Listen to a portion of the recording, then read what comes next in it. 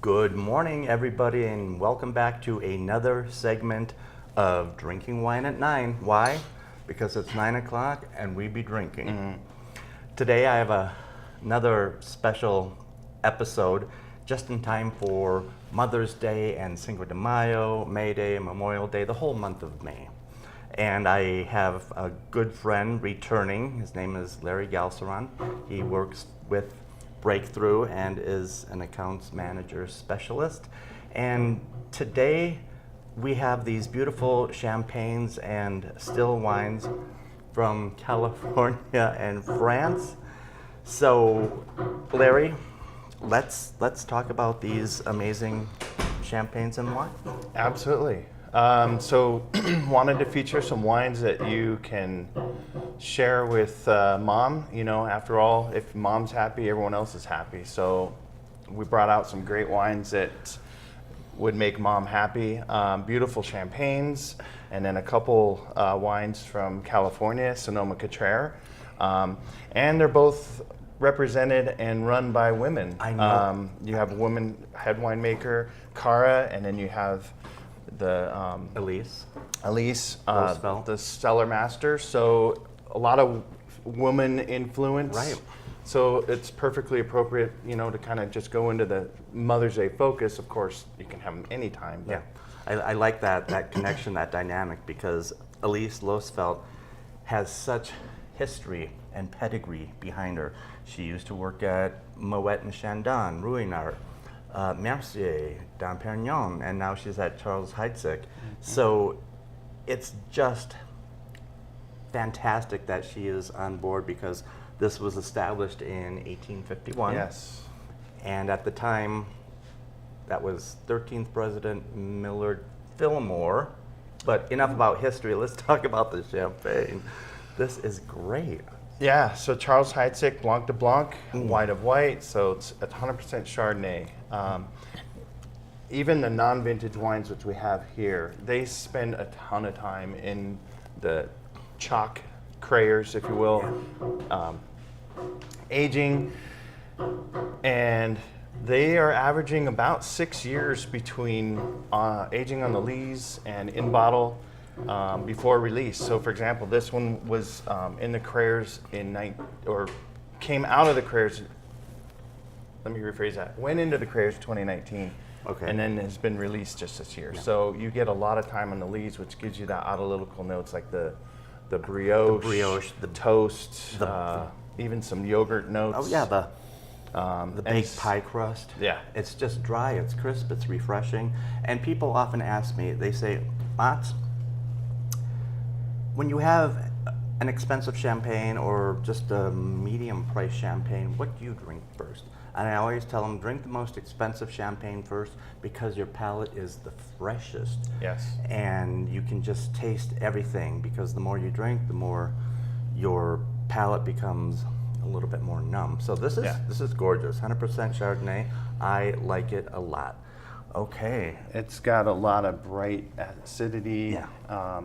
Lots of citrus notes like candied lemon peel and a little tangerine, but then it's still got some yellow apple. Yeah. Fuji apple. Which brings us to champagne number 2. Champagne number 2. So Brut Reserve. This is kind of their staple of the line. It's 3 grape varieties: Chardonnay, Pinot Noir, 40% each, and then 20% Pinot Meunier, which are your 3 classic champagne varietals.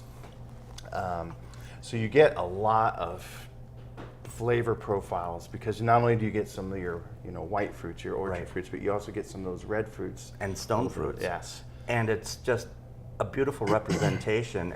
And if you notice, today is National Pretzel Day, and what a beautiful compliment to any champagne. Have something salted, potato chips, chicken fingers, pretzels. We love that.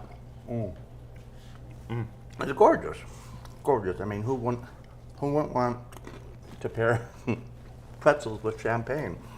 No matter almost what like the popcorn, cost. Yeah, which is perfect. And it's just a staff favorite at Argonaut, and we hope that you discover it for yourselves because Mom would like these Yeah. champagnes. These are special treats for Mom.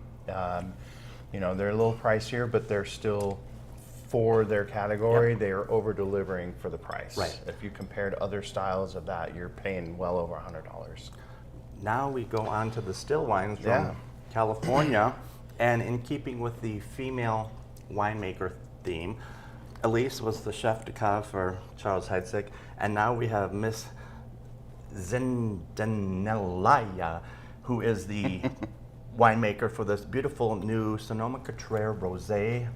Yeah, of and Pinot these Noir. are current vintages, which we're going into rosé season right now. It's finally going to warm up today. Yes. Be almost 80 today, so that's going to be beautiful. Perfect wine for the occasion. Right. Because you can enjoy this on its own or pair it with some light foods. Sure. Any kind of, I love the nose. yeah. Strawberries, wild strawberries, a little bit of pomegranate and red raspberries. It's lighter than I would have thought my first time tasting it, but it's still tasty and layered and textured. It's fresh, it's crisp. Right. Palate, I mean, it just comes off super easy. Yeah. You could get in trouble on the patio if you're not careful. That's true. It's just such a showstopper. yeah. And it's brand new, 100% Pinot Noir. 100% Pinot Noir, Right. 100% Chardonnay on the next wine, which is the Sonoma Coast. So Sonoma-Cutrer, the winery is all about sustainability. So they try to be best practicing for environmental. Right. So anything they can do to put less footprint on Mother Earth, they're going to do that. It all And- matters. It all helps. Yeah, absolutely. And Argonaut is definitely consumer friendly when it comes to recycling. Natural and energy. Absolutely. Yep. We have so many great practices here, but that's neither here nor there because we're drinking this beautiful Sonoma-Cutrer Chardonnay, Yep. and Kara Morrison is the winemaker for this one. Correct. And Sonoma-Cutrer, they're all about combining California innovation with Burgundian practices. All of their wines are, with exception of a new one that just came out there, they just released a Sauvignon Blanc, Sonoma Coast. That'll be coming out shortly in the market. But they have Chardonnays, Pinot Noirs, the Rosé. They also make a sparkling Brut Rosé that's available. But again, just focusing on the predominantly Burgundian style Yeah, it's wines. beautiful. This one is 100% Chardonnay. I like it. Has some oak influence for sure, Just a little. but beautiful golden color. Right. It's not your typical California butterbomb. It has layers and depth and character because Kara really knows what she's doing, and we embrace that. We embrace her being all female, working toward that Mother's Day goal. We like that at the Argonaut. And usually I would say grab your glass because we could say my favorite champagne toast, but I What's that behind you? oh, this whole thing. A little bit of Lucky One, brand new to the Argonaut, first in the city. Why don't we try it? Okay. A little impromptu. Yes, have a little fun because we sometimes at Argonaut are a little Spontaneous? impetuous, right. And ooh, Smells like, I like lemonade that. or Yeah, something. yeah, like a shandy. Little. Oh, that's beautiful. Perfect for summer. Perfect for mowing the lawn. This is danger in a can. Yes, I like that. Danger in a can. You saw it first here at Argonaut.